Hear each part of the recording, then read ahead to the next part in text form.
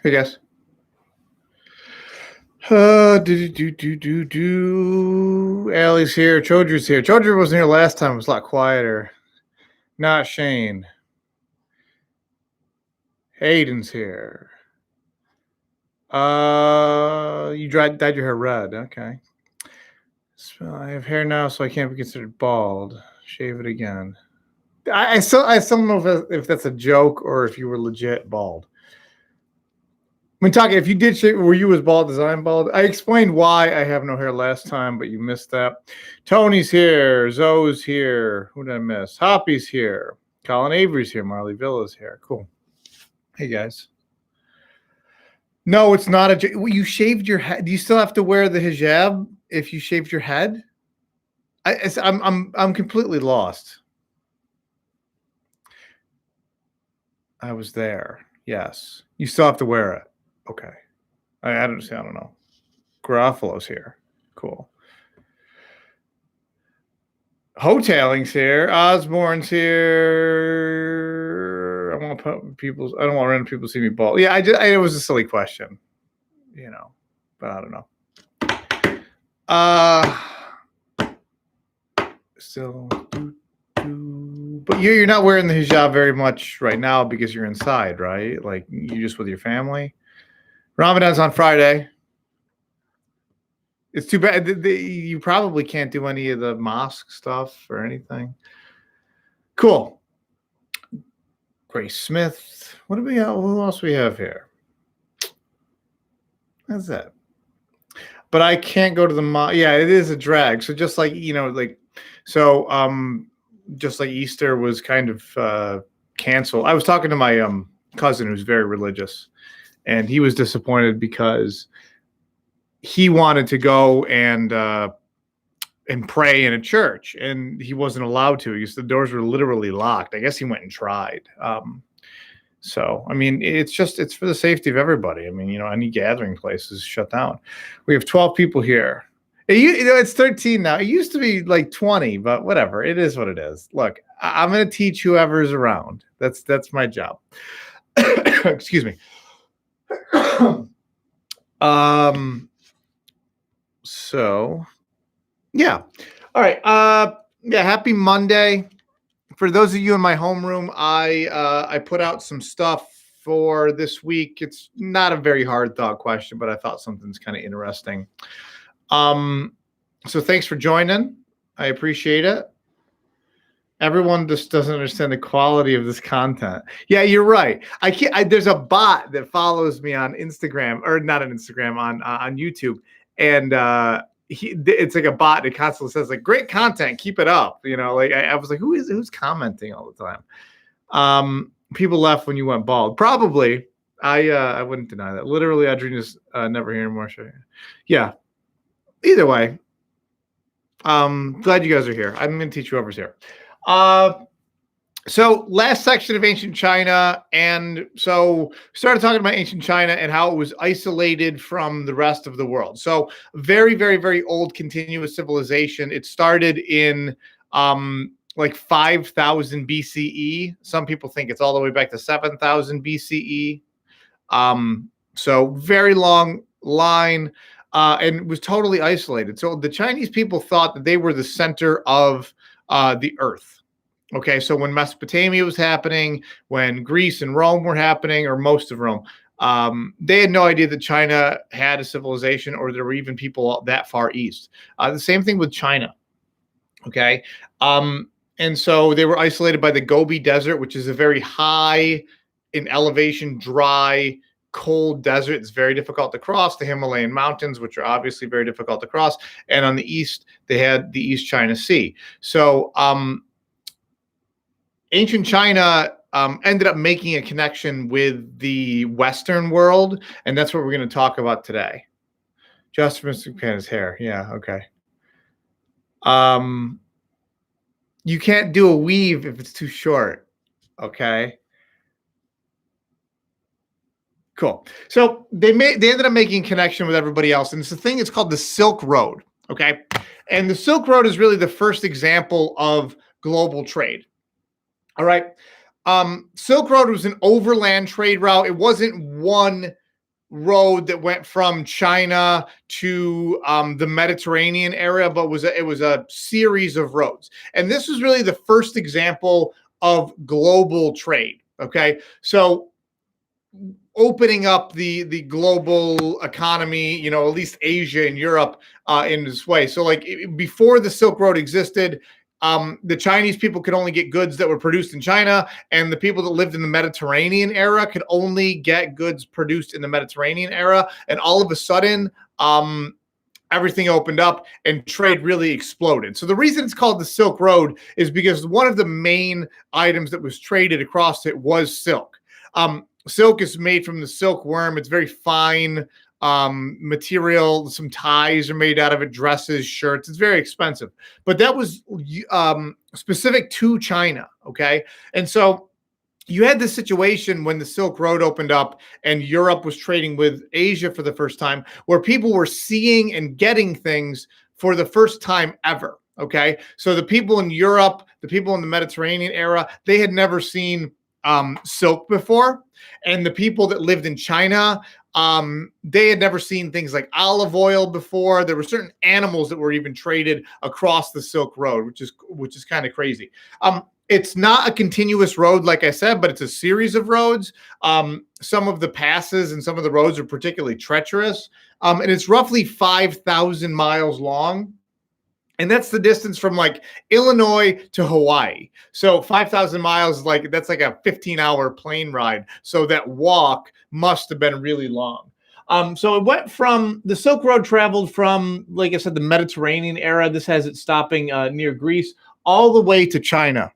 Okay, so very, very far. It was really uncommon, or frankly, it never happened where people would travel the entire length of the Silk Road. But more specifically, people would they would trade and they would take items back and forth, maybe a couple hundred miles or something. But very rarely or never did anybody travel the actual road.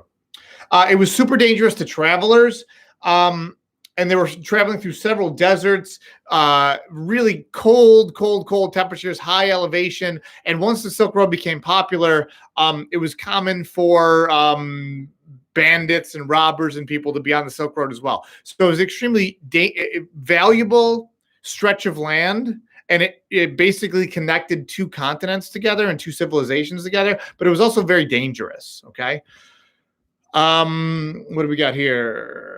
I don't know what Streamlabs is.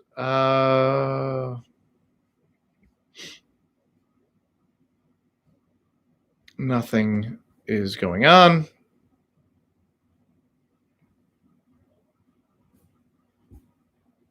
Okay. So Silk Road connected Europe to Asia, and it's the first major overland trade route that opened up two continents together. And I have my orange juice here, and I'll explain that in a second. Silk Road carried materials from China to Rome and Europe, but it also brought goods and ideas into China. So whenever you have trade over long distances, it's not just people sharing goods, it's people that are trading ideas as well. Okay, so religion spreads in that way. You saw that with Christianity. It spread through trade routes in the Mediterranean. Wealthy Romans paid really high costs for silk. The Chinese people paid a lot of money for horses, ivory, glass, and linens from Rome. Horses were not a thing in China. They were very popular in Europe, didn't exist in China. So you can imagine once people saw what the Europeans had, they freaked out. Okay. Goods and ideas traveled the Silk Road as well. So whenever you have people from different cultures communicating with each other, you have goods being shared and you have ideas as well. Indian missionaries, India is part of the Silk Road as well, where Buddhism started. That idea of that religion traveled along the Silk Road and became very popular in China. So we have a major world religion starting in one place and really getting a lot of traction in another part of the world because of the Silk Road. The Silk Road was the first example of global trade. Okay, so right now, it's a global economy. The items that we're using right now, the clothes that you're wearing, the computers that you're using, they were made all over the world. Okay. Back before the Silk Road happened, like I said before, the Chinese people were using goods that were produced in China. The people that lived in the Mediterranean area, they could only get goods produced there. Once the Silk Road happened, all of a sudden the variety of goods exploded. You could get a bunch of different stuff. The Silk Road made it possible for people to make money by transporting goods for the first time. Okay. So, all of a sudden this new job was created. People didn't have to be farmers or artisans to make money or have a shop. Basically, they could be traders full time. They could buy something for, a certain amount of money. They could take it along the Silk Road and sell it for a profit farther down. Okay. So all of a sudden you had this completely new occupation popping up. You had people that were just buy and sell things. They wouldn't produce anything. Their only job and their only value was taking it along the Silk Road. If you can see, you probably can't see this, but a bunch of years ago now, one of my friends who lived in Alaska, she was at the grocery store and she saw a gallon of orange juice for $15, basically. All right. If you guys were to go to Wegmans right now, a gallon of orange juice would be like $4, but in Alaska, it was 15. Okay. And this is a perfect example of how prices worked and how the Silk Road worked. Pretty much every good has this same economic trait to it, where the farther a good travels, the more expensive it is. Okay. So because my friend Anna lived in Alaska, orange juice was $15 a gallon. But if you went to like Florida where oranges are actually grown, it might be $1 or $2. Okay. So the farther a good travels, the more expensive it's going to be. All right. Apples are very, very common in the fall here in central New York, and you can get a lot of apples for very, very, very cheap. If you went farther north, or if you went into the south where apples weren't common, they might be more expensive. So the more effort it takes for a thing to get from one place to another, the more expensive it's going to be. So anything that, like the way the global economy works now, most of the goods that we buy get to where they're going on boats or by planes or in like a tractor trailer.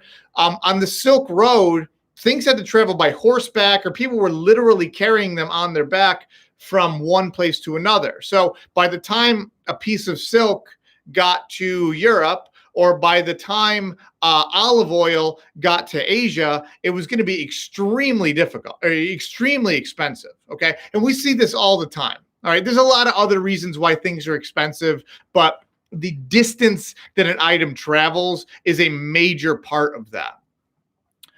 What do we got here? Just a lot of nonsense. See, Mintaka wasn't at the stream on Thursday. It was a lot quieter, like I said. Not that I'm worrying.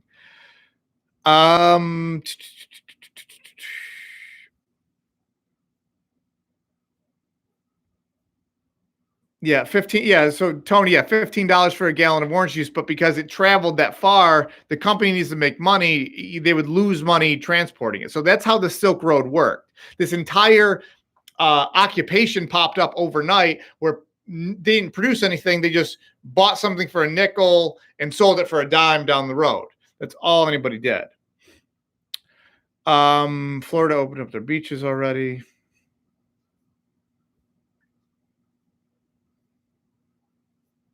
Anyway, so that's the Silk Road's kind of interesting. So if you guys go on to the actual slideshow that I put out this morning, you'll see where certain items came from.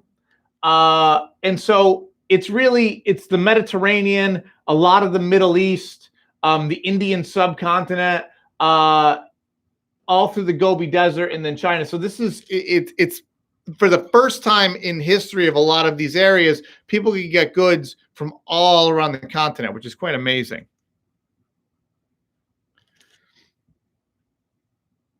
Yeah, so the last point. Silk Road made it possible for people to make money by transporting goods that would buy from an artisan at a low price and sell it at a higher price after transporting over the Silk Road for sometimes hundreds or thousands of miles. So talk about like just backtracking a little bit. Things are expensive now, and like a lot of things get their value. But if you have something that's handmade in Italy or something, for example, by the time it gets to Syracuse, it's going to be much more expensive because it traveled that far. So that's a pretty simple idea to grasp. Right here, if you guys are going through, this is a link. It says Ancient Chinese Inventions. There's a bunch of different inventions that you guys could take a look at on YouTube if you want to see. I'm not going to show that now because I'll get kicked off for copyright. But during the Han Dynasty, when the Han family was in control, there was also a lot of inventions made. So the Chinese invented paper, the iron plow, a rudder to steer ships, wheelbarrow, a fishing reel, compass. A very common thing is acupuncture. That's still done now, where they stick a bunch of needles everywhere in your body. I've had it done before. It doesn't hurt. It's actually works out quite well in my experience.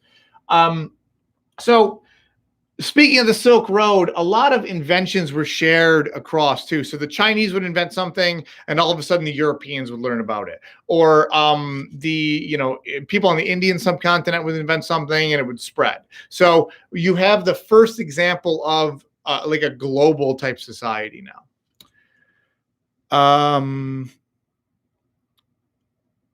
What am I saying? Herbal remedies, like taking. Like what would it be like drinking a special tea that would make your stomach feel better? It's just that kind of stuff.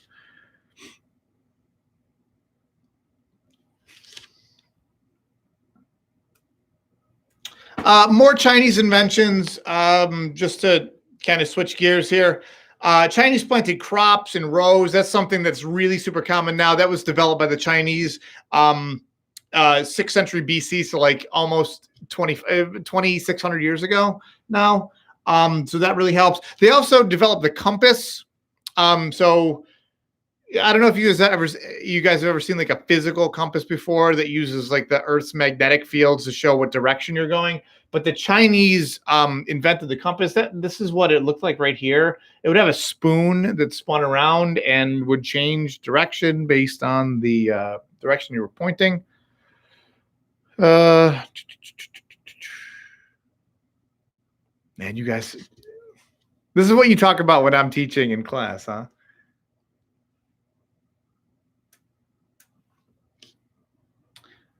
And finally, other Chinese inventions too. They invented the plow. This is acupuncture right here. You guys probably can't see it. It's when they stick the needle into people's hands in certain spots and it heals them.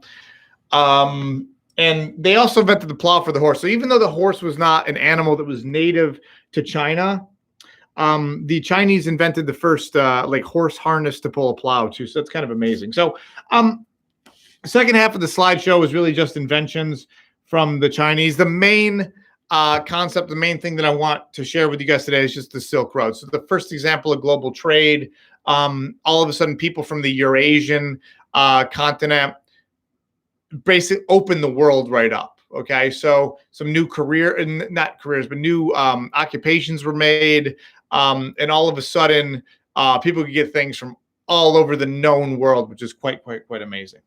So that's pretty much it. If you haven't taken the quiz yet from last week, you can do that whenever you want. It's going to be open book. What am I going to do? I'll do another I'll do another YouTube live stream on Wednesday to go over the questions. I think there's only 6 questions. There's a couple 2-parters. I don't know if you guys have seen that quite yet. So I'm going to do that. So that's going to be due Wednesday at 3. Wednesday, I will put up the quiz, and then you guys can do the quiz whenever you want, as long as it's open book. Wait, am I considered Asian? Mintaka says, not. India is like its own subcontinent. It is technically on the Asian continent, but it's a subcontinent. So, like, technically yes, but mostly no. How is that a compass? It's magnetized and it spins. So you know how you get bored at the dinner table, you're spinning the spoon around. This is the same way it works there. We are 20.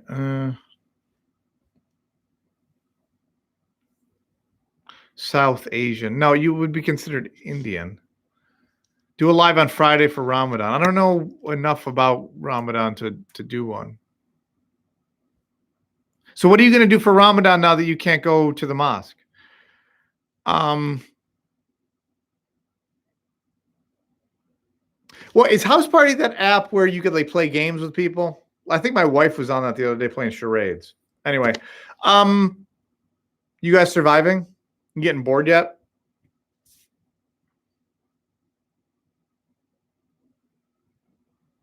It's weird, like the delay. I don't know. Can you guys tell me like one positive thing that happened over the weekend? Something good, please. Like literally any positive thing, just so we can end with some positivity here. Anybody like learned how to cook or do any? Have you guys like learned anything new in this? Like we've been in the house for a month. It's super crazy. You did not fall into a well this week. You watched Survivor. That's good. Yeah, it's starting to get a bit of a drag. I have these days where this doesn't bother me, and then other days I get kind of bummed. Has anybody learn how to cook or do anything? My wife and I are like cooking these like extravagant dinners every day. Birthday is today, and we're like, oh, cool, nice, happy birthday. Wait, is it Ryan? Ryan's birthday? My mom and my sisters and I go to a mandatory family. You got to walk every day. You got to get outside and do some stuff, Osborne, or your head's gonna explode. You can't just stay inside all day. Cool. What's he, 13 or 14 now? Tell him I said happy birthday. Yeah. You know, some days are really hard and some days are not. The good news is there's more recoveries in Syracuse than there are active cases now. And things are starting to, life returning to normal soon. We can't expect, but at least it won't be lockdown. So I didn't disagree. I go outside. Well, yeah, go outside, ride your bike or something. Cool. He can't go to the DMV and get his. He's probably Zoe's probably going nuts. He can't go get his learner's permit, or can he? I don't know. Cool. Yeah, I'm trying to ride my bike every day, but the weather is just terrible. So, anyway, guys, yeah, I don't know when this is going to end. It's my sincere. Oh, this is another thing. If anybody talks to the Grossos, can you tell them to get in contact with Enright's mother so they can have yearbook pictures? So maybe if you guys do that, if anybody on here, there's 12 people on here, maybe one person does.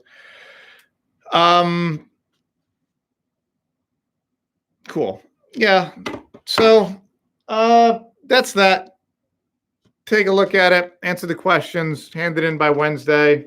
I hope that I get to do this class in person soon, like I always say. So, yeah. So take care of yourselves.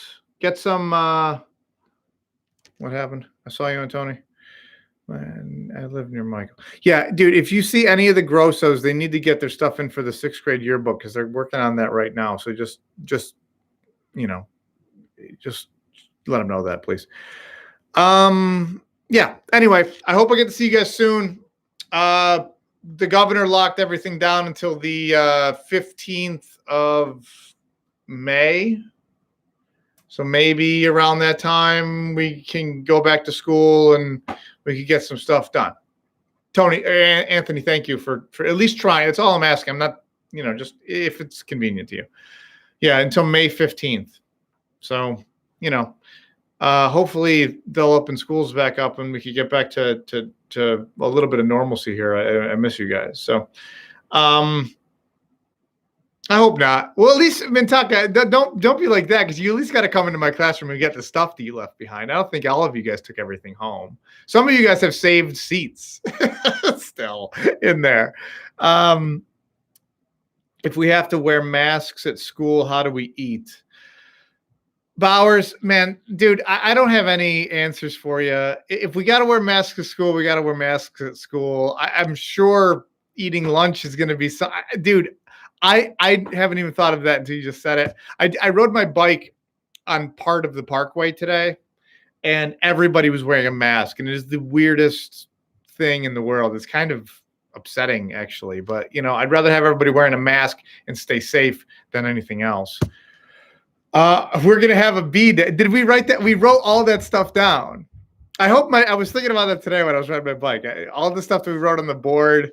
You guys have your seat saved and this and that. So I'll see you guys again. I hope it's sooner than later. I don't want to end the school year like this. It would be so sad. Yeah, we'll start off with social studies though. All right, cool. Look, guys, I hope you guys are doing well and staying sane and staying safe and staying active. I appreciate you guys tuning in, to my little live stream. It's kind of Osborne, are you keeping track of what day every day is even now? Because that's seriously impressive. Anyway, just take care of yourselves, and I sincerely hope that we get to do this in person soon. So take care. Bye, guys.